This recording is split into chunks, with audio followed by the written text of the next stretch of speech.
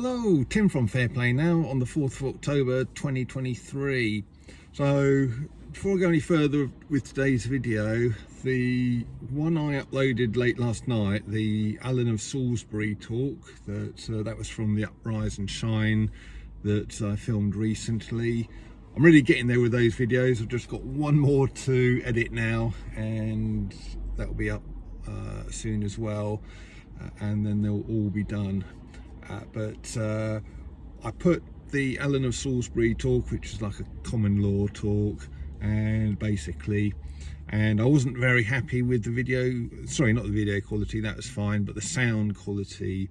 So I pulled it down and then I fiddled around with the sound back in the editing software and got the sound better and put it back up. So if you wondered why it disappeared for a while and then it's back on again, that's what went on.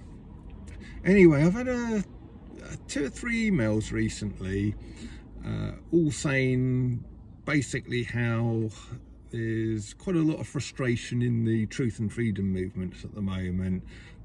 Basically, things on our side don't seem to be progressing very quickly at all, and all the while the powers that shouldn't be just carry on rolling out their dystopian future plans at a pace.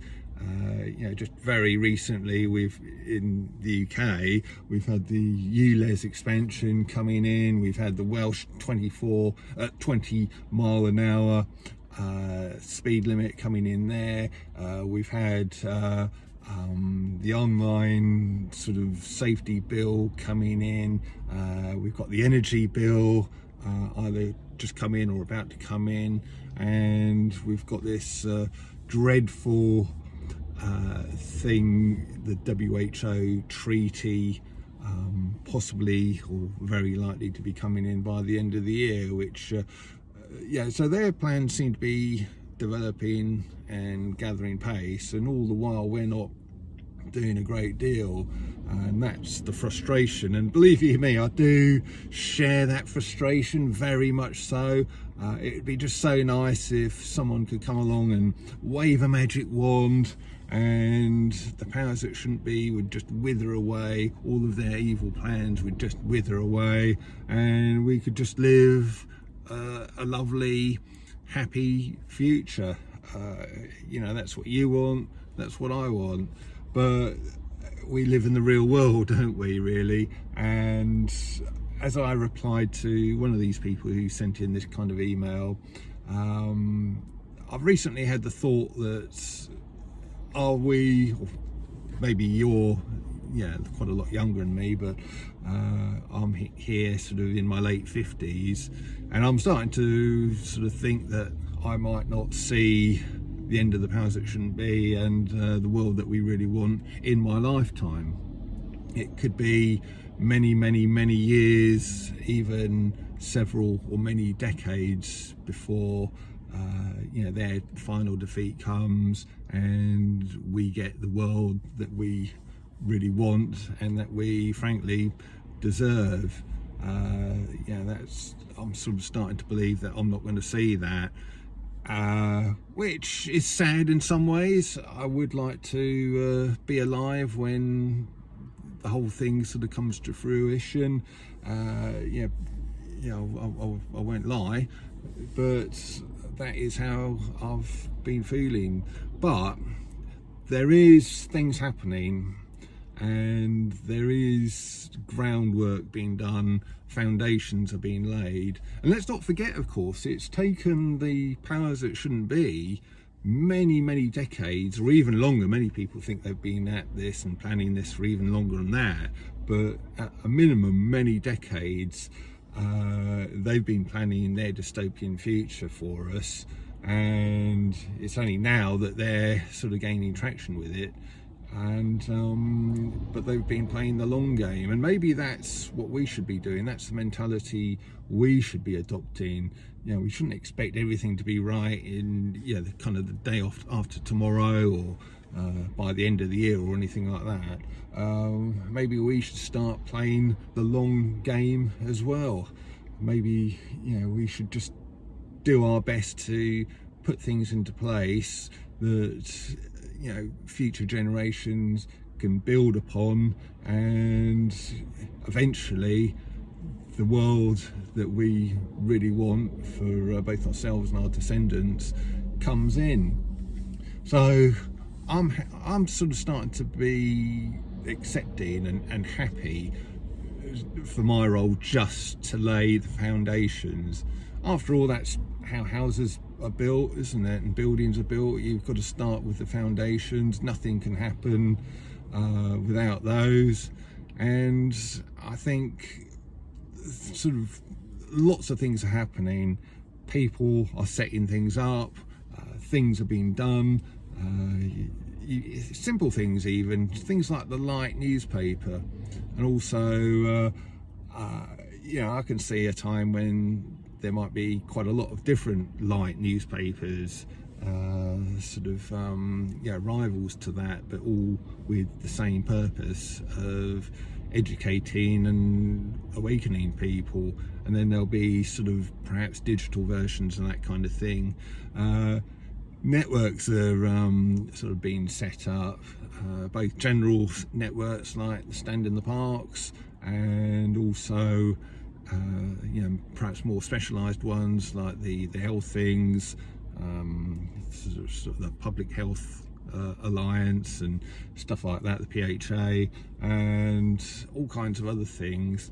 And yeah, some of these things may wither on the vine, but new things will arise to take over, and more localization.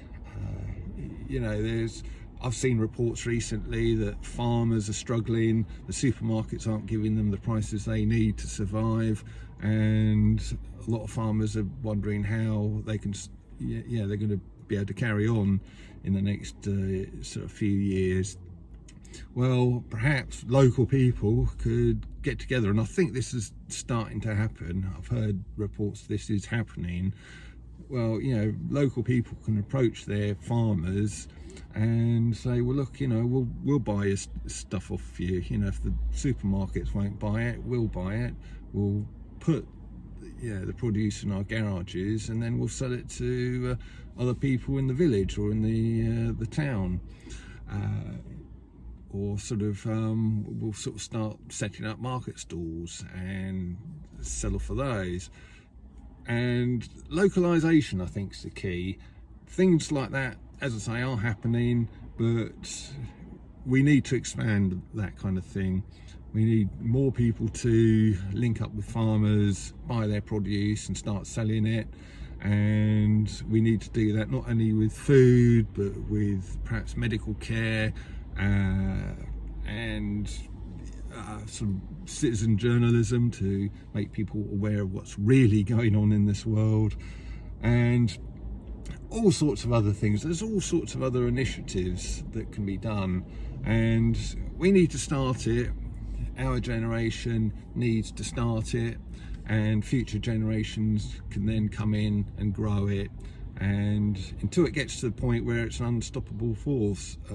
Because after all, just going back to that food example, if we've developed something, a little network of beautiful organic food at really decent prices that we're buying off local farmers, people who don't think along our lines are going to be sort of looking at our food. Maybe they'll come around to dinner. You've got friends and family, they'll come around to dinner, and the fruit and veg that you offer them will be absolutely beautiful. They'll sort of say, oh, where's this from? This isn't supermarket food, is it? It's absolutely gorgeous. And you'll just say, oh, well, we've got this little thing in our community where we get all our fruit and veg provided by local farmers, and it's, we just buy it from them and sort of consume it. It's absolutely fantastic. And then they'll sort of go, oh yeah, I wonder if there's a thing like that where I live, and